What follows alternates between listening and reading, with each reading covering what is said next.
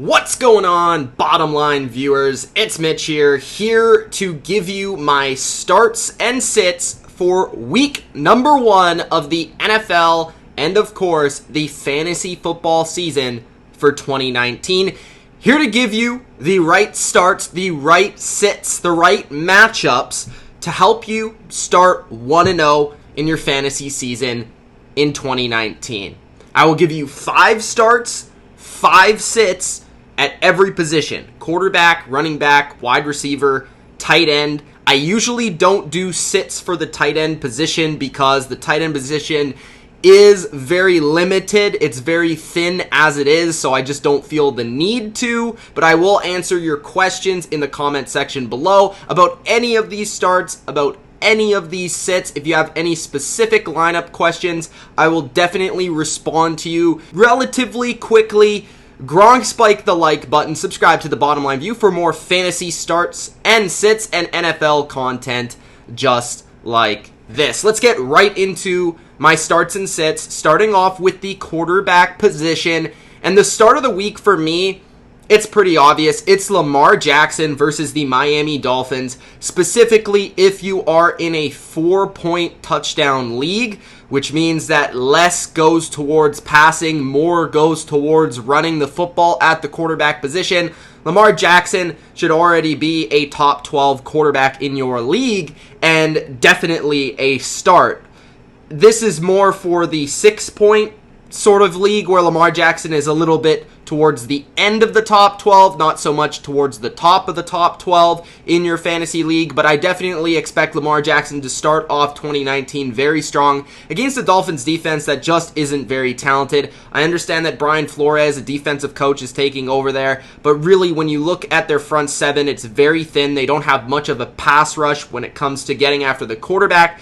They don't really have a spectacular secondary, although I'd call that the strength of their defense, and they certainly struggled against the run last year. They were one of the worst teams against the run last season. Now, like I said, Flores might have beefed that up a little bit, but I love Lamar Jackson this week because we don't know what to expect from the Ravens. I think we're going to see Lamar pass a little bit more than we would expect, and I do think that Lamar Jackson will run the football 10 plus times in this game.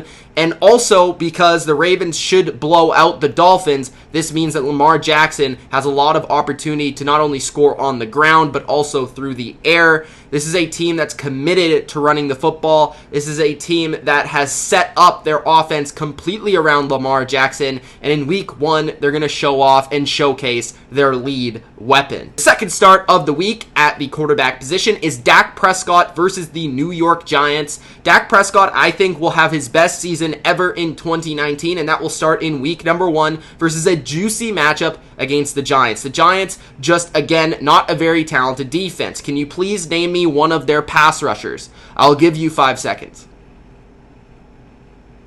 All right, that being said, can you name me 2 of their corners?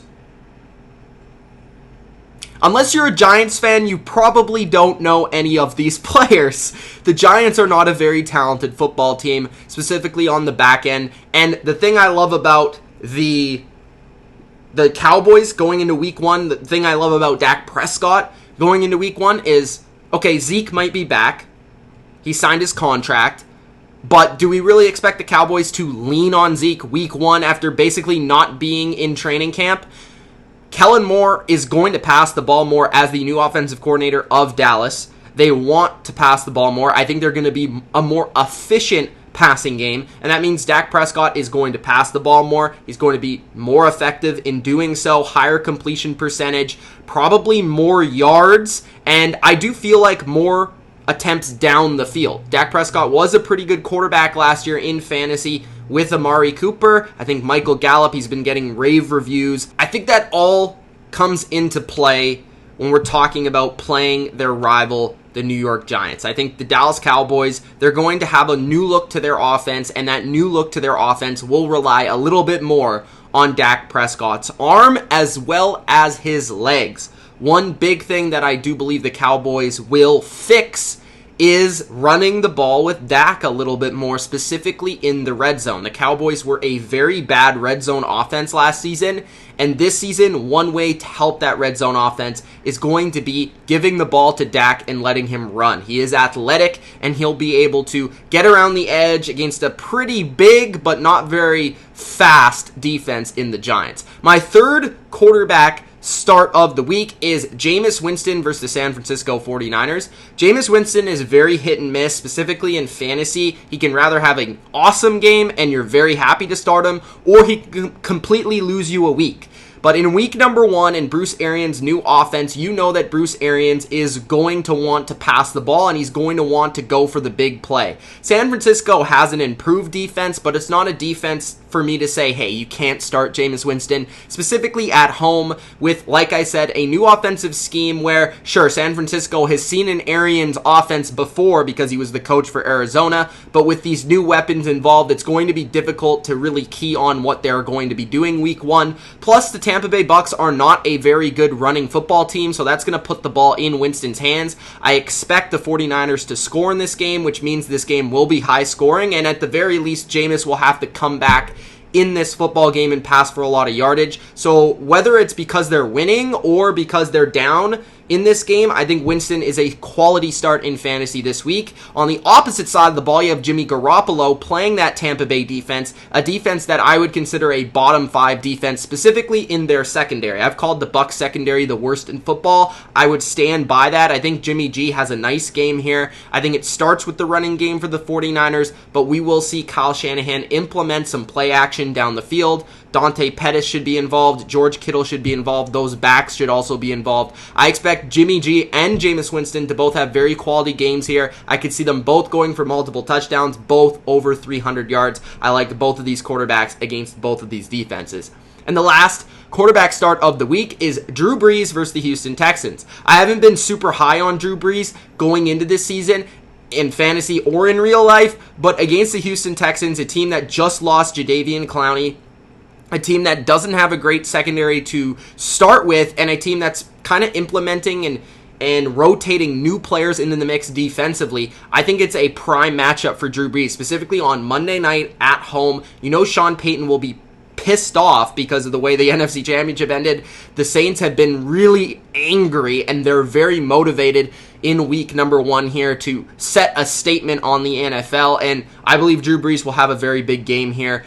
The Texans are susceptible to big plays down the field from their secondary, and I don't think they're quite the defense that a lot of people expect them to be this season. So I have Drew Brees as a start against the Texans. Now my quarterback sits. Let's start off with the Sunday nighter, Big Ben Roethlisberger versus the New England Patriots.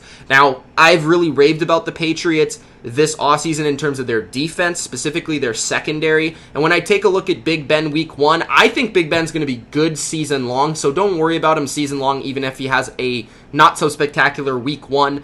Ben wasn't very good against the Patriots last year either, and this is pretty much the same defense, and it's probably better going into this year. Plus, this game's in New England, not Pittsburgh, where Ben is traditionally worse on the road. It's a game where the Patriots are surely going to be fired up as they're going to be raising their banner for the 6th time. This defense has been getting rave reviews from not only beat reporters and myself, but also Coach Belichick, which is very rare. They're just a fantastic secondary, which I believe can cover all of the weapons that the Steelers have to really offer. And I don't think this is going to be a spectacular game for Juju, which means I think the Steelers are going to have to run the ball more to be effective in this game. And I just don't see this being a Big Ben showcase. He might put up some fantasy points at the end of the game in the 4th quarter if the Patriots are winning and he's trailing and he's trying to come back, but I don't really seeing it be a fantastic outing, and I'd prefer to start one of my quarterback starts this week. Sam Darnold plays the Buffalo Bills. The Bills were one of, if not the best passing defense last season, and Sam Darnold is going into his 2nd season with a ton of hype, and I think people are wanting to start him because of that. But against the Bills, they're one of the best defenses in the game. They have a good pass rush, very good coaching. They're familiar foes, which means that McDermott kind of knows the Jets. and he knows Adam Gase as it is because he was the Miami Dolphins coach, so the offensive scheme won't be anything special or new to really pay attention to. I think the Bills will be all over the concepts and everything that Sam Darnold wants to do this week. Maybe Sam Darnold will have a couple of weeks where he shines, but I don't see it being week number 1. Derek Carr versus the Denver Broncos. We've just heard about Antonio Brown. This is more for 2 quarterback leagues, by the way. I don't think you're starting Derek Carr in a 1 quarterback league. But when it comes to Derek Carr, with Antonio Brown not playing potentially and Tyrell Williams being the number 1 receiver, an unproven Waller at tight end, and against one of the top 5 defenses, in my opinion, in the league with a fantastic secondary and Vic Fangio as their defensive coordinator, I think Fangio will be all over Gruden's concepts and what he wants to do. I don't see Derek Carr having a big game here whatsoever. I think the Broncos will probably win this game, and it will probably be because their defense plays fantastic. So don't start Derek Carr if you have the choice. And then Kyler Murray versus the Detroit Lions. This is a risky one because Kyler Murray for sure could go off in week number 1 with a new offense that's different for the NFL. And, we don't really know what to expect from the Cardinals. But I am betting on the Lions here in terms of I think their defensive line up front, what they're going to do to get pressure after Kyler Murray is going to be too much for them to handle, for their offensive line to handle. I still don't have any belief in that. The preseason looked pretty rough, not for Kyler, but for the Cardinals' offensive scheme in general. And I don't know if I really believe in Cliff to the point where I'm willing to risk my week 1 on Kyler Murray. I don't know. I kind of want to see it before I believe it. And with the Detroit Lions defense, a defense that's very, very underrated coming to town, I would prefer to sit him for a more reliable option. And the last sit of the week is Jacoby Brissett versus the Chargers. This as well could blow up in my face because Brissett is a big play machine. But when it comes to the Chargers defense, yes, they don't have Derwin James, but they still have one of the best secondaries in the game, one of the best corner groups in the game. And in his first week in the NFL, in terms of being a starter for a couple of seasons, taking over for Andrew Luck, I think Frank Reich will want to take the pressure off of Brissett and run the ball a little bit more against a team that's been susceptible to the run and not to the pass. The Chargers usually better against the pass than they are the run. They are on the road, Brissett and the Colts, so I don't see this being a fantastic matchup for Brissett in week 1, although he could be a sneaky option down the road. The running back position, let's start off with the start, and I'm going back to the 49ers here. Matt Breida, Tevin Coleman, both of them I would start this week in probably flex positions, maybe a running back 2 for Breida, as he is going to probably be the starter in terms of getting the most carries. I believe Coleman will get more catches, and I think you could see sort of like a James White, Sony Michel last season sort of split between the two, where they both played their own effective role, and they're both fantasy quality options. So I like both of them here. I don't love the Tampa Bay defense, as I've spoke on before. I think Breida is probably the better start of the two, as I believe he will be the more effective runner in this game. And Tampa Bay, if they can do anything defensively, it's they have speed at linebacker and they're able to cover those backs out of the backfield a little bit better. But I think both will be effective on the ground. Both will have some big chunk gains in this game, and that's why I'm starting both of them.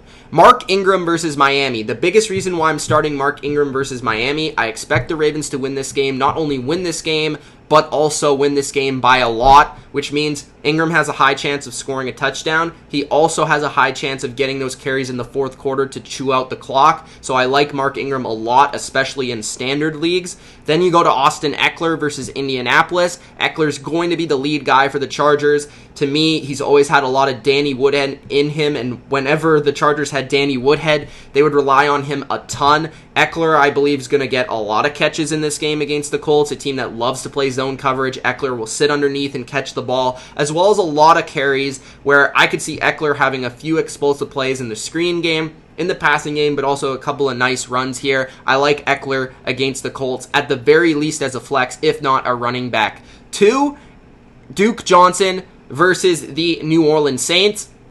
Similar thing here to Ekeler. I think Duke Johnson has the first opportunity to be the starter for the Texans, as well as the fact I do believe he'll have a lot of catches in this game, because I think the Texans will be having to catch up with the Saints in terms of the scoreboard, which means Duke Johnson should get a lot of dump-offs in this game. Phillip Lindsay versus the Oakland Raiders. Phillip Lindsay should have a field day against the Raiders front seven, a front seven that's not very strong, big, tough, or good against the run. It's also very young. I think the Broncos want to establish the run. Phillip Lindsay will break a couple of big gains in this game. So if you're making a calculated guess on Phillip Lindsay, Royce Freeman, I'd probably side with Phillip Lindsay this week, because he'll probably have a couple of big carries in this game. The running back sits.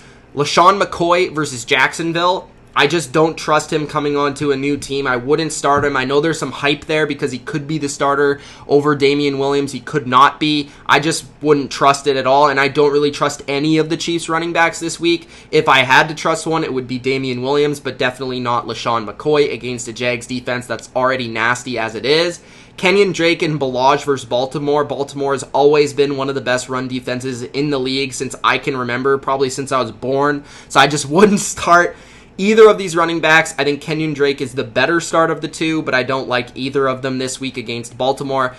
Darius Guice versus Philadelphia. I see this game being a blowout for Philadelphia, which means game script, and which means Guice will be game scripted out of the game, which means Chris Thompson will be probably the most effective Redskins back, which also means I don't think the Redskins will be able to run the ball with much efficiency. I think they'll force the ball into Case Keenum's hands, and I just don't think the Redskins are going to get much going against this stout front of the Eagles. Derrick Henry versus Cleveland, this is a surprise sit for me. I also think that the Browns will score some points on Tennessee, even though Tennessee has a good defense, and I think this will sort of game script Derrick Henry out of it a little bit, especially if Cleveland scores points early, which means Dion Lewis is going to get more snaps than you would believe, and that's pretty much it. It's more of a game script thing. Like, Henry is probably still going to be in your lineup, but if you have a better option on your bench, I would definitely side with that option. The Bills running backs versus the Jets, I just don't know what to expect from any of them in week number one. I'm not willing to take the risk on them. If I'm starting any of them, it's Devin Singletary for the potential breakout game, but I'm not starting Frank Gore. I'm not starting TJ Yeldon. I'm not even worrying about those guys. The Jets also have a good front as it is, with a lot of good run stuffers, whether it's the Williams brothers or it's Anderson, or it's McLennan. These guys have really good, big, beefy bodies in the middle that are good against the run. Same as CJ Mosley. So I don't really love that matchup at all. The wide receiver starts. Let's start off with the old reliable Emmanuel Sanders versus Oakland. The Raiders don't have a fantastic secondary. I think Joe Flacco, he's had clear chemistry with Emmanuel Sanders. This is the type of receiver he wants to get the ball. I think he will be a quality wide receiver 3. I could even see Emmanuel Sanders going for over 100 yards with a pretty juicy matchup against a lackluster Oakland secondary. Dante Pettis versus Tampa Bay. I think he'll have at least one big play in this game, which will be worthy of him starting as a flex or wide receiver 3. Or if you're in a league with like 3 receivers and a flex, which is more common nowadays, he's worthy of taking that flex spot off for a potential big play or two down the field, where I think the 49ers will be able to execute against this, again, worst secondary in the game, Tampa Bay Bucks. DD Westbrook versus Kansas City. This to me is a lock and loaded wide receiver 2 against the Chiefs. I mean, DD Westbrook is already a stud, but we've seen it in the preseason. He's had really good chemistry with Nick Foles. All the rave reviews coming out of training camp. I think it's going to come on the field week 1 against the Chiefs, a secondary that was one of the worst in the game last year. They haven't done much to improve it. I think DD has a nice game, win or lose, for the Jags. Will Fuller versus New Orleans. Again, Texans will be needing to pass the ball. Will Fuller is at least healthy for week 1, which means you start him against the Saints. He also probably won't draw Marshawn Lattimore, which means that he will have Eli Apple most likely. That's a juicier matchup there, and I do believe Will Fuller can take advantage, as he's very talented when he plays. The last start of the wide receiver position is Cooper Kupp. Cooper Kupp versus Carolina. I don't really love Brandon Cooks this week. I would side more with Woods and Kupp this week, as Cooks will probably have more so the young kid on him, Dante Jackson, who's very speedy and an up-and-coming corner for the Carolina Panthers. While I do believe Cooper Kupp will be able to get underneath of the zone coverage and be able to take advantage of the mismatches in the middle of the field that McVay can set up for him. So I like Cooper Kupp this week, despite the whole ACL thing, and people are worried about that early in this season. But I like Cooper Kupp against the zone coverage base of Carolina. Wide receiver sits, Robbie Anderson versus the Buffalo Bills. Anderson is talented, but one thing I didn't like coming into the season about Robbie Anderson is that he'll have to play Tre'Davious White 2 times a year, Stephon Gilmore 2 times a year, and Xavier Howard 2 times a year. That's 6 matchups where I don't love the odds for Robbie Anderson. Plus, we haven't seen Sam Darnold really trust him as a downfield receiver yet. Like I said, Bills, one of the best pass defenses in the league last year. Tre'Davious White will likely be locked on Robbie Anderson. I don't love that matchup. The other wide receiver sits, Christian Kirk versus the Detroit Lions. Christian Kirk has a lot of talent. He has a lot of promise. But if he is drawing Darius Slay, I don't love that matchup. Maybe Slay does take fits in certain situations, and maybe Kyler's able to get after it, but I just don't think the Lions defense is going to surrender big plays. That's a big no-no in Matt Patricia's defensive scheme. Then we have Sammy Watkins versus the Jacksonville Jaguars. Sammy Watkins will probably draw AJ Bouye in coverage, and Bouye I would give the advantage there. I do think the Chiefs will be able to move the ball against Jacksonville. I just don't think it will come through Sammy Watkins. I don't love Sammy Watkins in general in fantasy, so maybe I'm a bit biased here. But against one of the best secondaries in the game, I don't see Sammy Watkins having a big game. I'd prefer to start Sammy Watkins in the game where I feel like the Chiefs will have a blowout on their hands.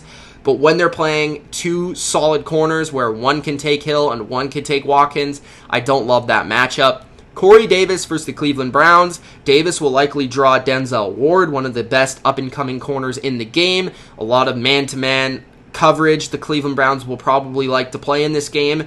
And I've actually seen that Marcus Mariota likes Adam Humphries a little bit more than him, which means that he's probably going to be the number 2, maybe the number 3 option behind a Delaney Walker, who should have a good matchup. More on that in a little bit. I just don't think Corey Davis, this is going to be one of his bad games. He has good games, he has bad games, he has blow-ups, he has really big disappointments. I think this is going to be a disappointment week 1 for Corey Davis owners. The tight end starts Delaney Walker versus the Cleveland Browns. The Browns were really bad against the tight end position last year. Their safety position is still relatively weak, and their linebacker position, they don't have excellent cover guys. I think Delaney Walker is a sneaky start because he's coming back from injury, but you should definitely put him in if you're one of those guys who drafted him later to be as a borderline starter or a backup. I'd put him in this week against the Browns. Mark Andrews versus Miami. I think Andrews could be the number 1 target in the Ravens offense passing-wise, which means he should have a good game against Miami. I mean, Miami, they're weak at linebacker, and I don't really see Andrews not having at least 4 to 5 catches, not having at least 50 to 60 yards. I think that's playing it safe. I could also see Andrews having a touchdown in this game, which means you probably should start him. He's a top 12 option this week. And my last start at the tight end position is going to be Darren Waller versus the Denver Broncos. Now, the reason why I have Waller here is, one, Antonio Brown is not going to likely play in this game, which means targets will go elsewhere, mostly to Tyrell Williams and Darren Waller. And Williams will likely have rather Chris Harris, Bryce Callahan, or Kareem Jackson on him, while the tight end position, Darren Waller, he'll be matched up a little bit more. Gruden did a good job with Cook last year. Derek Carr liked to throw to Cook last year. Waller should get the targets. Waller is also set up in the red zone to get the targets, so I like Waller this week if you're desperate at the tight end position. Those are my starts and sits for week 1 of the 2019 season. Hopefully you take this advice. Hopefully it's helpful, and you can win week number 1 and start your fantasy season off right. If you enjoyed, Gronk, spike the like button. Subscribe to the Bottom Line View for more NFL videos just like this. And again, comment below your questions. I will get back to you as soon as I can with the best information that I can give you guys. So thanks for watching. It's Mitch of the Bottom Line View. Good luck week 1. Peace out.